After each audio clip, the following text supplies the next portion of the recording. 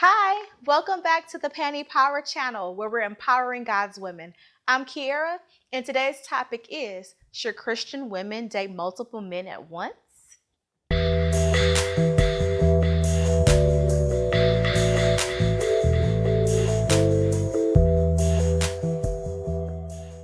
So before we dive into this question, I do want to give you an opportunity to read my book. I'm so over it, for women who've had enough of failed relationships and toxic dating habits.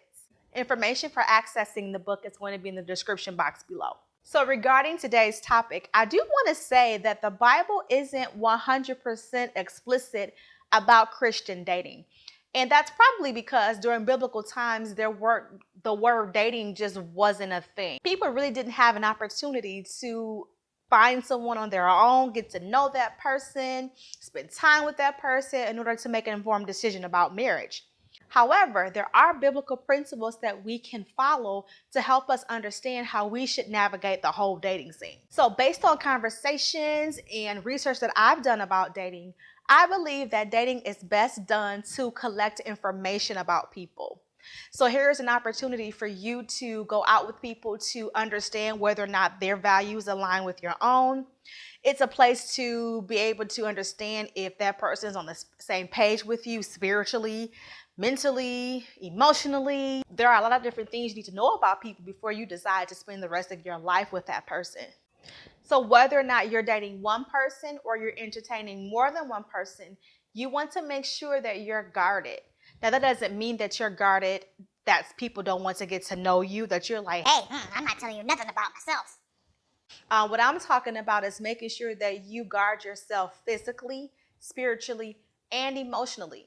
Now, physically, as Christians, we know that we do not engage in fornication. We know what the word says about that. We know that we're not dating people to have sex with them because that will be in direct conflict with what the word of God says for us. Secondly, spiritually, the Bible tells us not to be unequally yoked with unbelievers, which means that if we are entertaining people who do not know God, who don't believe in God, who are not interested in a relationship with God, that's a red flag, and we definitely don't want to prolong any type of dating relationship with that person. Emotionally, take your time. You don't want to pour out too much too soon because you never know how things could turn out with a person. You want to make sure that they are trustworthy with your emotions, with your heart, with your soul, before you start to give all of that to them up front. Also, dating needs to be done with wisdom and counsel. Sometimes people can see things about you and the people you are dating that you can't see. People who know you best, people who have some type of spiritual discernment, definitely need to be on your team while you're entertaining people so that they can just tell you straight up, hey, this one is not it. Or, hey, you need to pump your brakes a little bit because you are exhibiting these characteristics that might run this person off. So make sure that whoever you're dating or however many people you're dating, you're doing so with wisdom and sound counsel.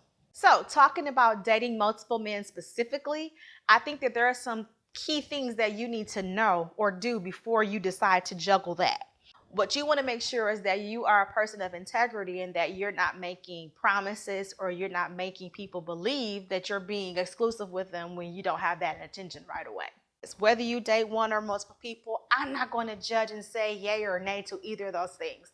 What you do want to keep in mind is that you want to make sure that you do not give people the appearance of evil. So watch how you conduct yourself as you're dating people. Make sure that you're interacting with people appropriately, especially if you're in the public eye, if you're going to public places. Make sure that you still maintain a good name as you're getting to know people, because it's very easy for things to get misconstrued if they look a certain way. And finally, I want to say that you need to be very selective about who you give your time and energy to.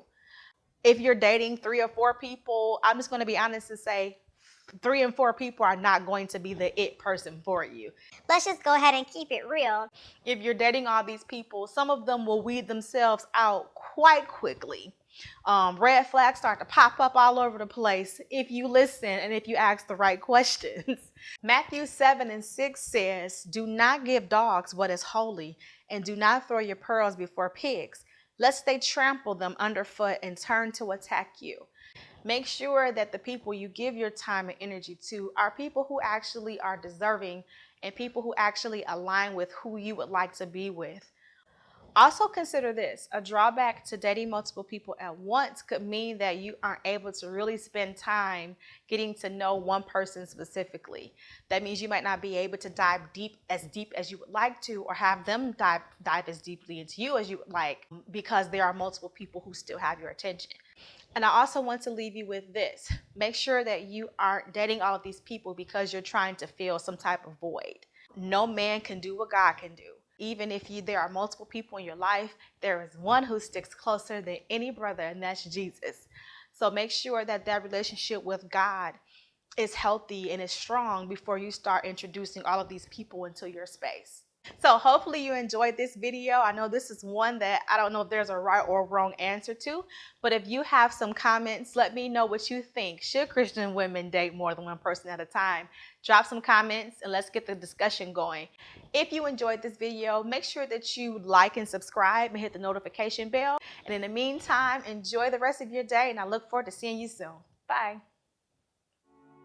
I have spent my entire life trying to fix things I thought were wrong with me, and I never cared to focus on the things that were actually right with me. It has been a chore for sure, but I had to get over years of thinking that I wasn't good enough.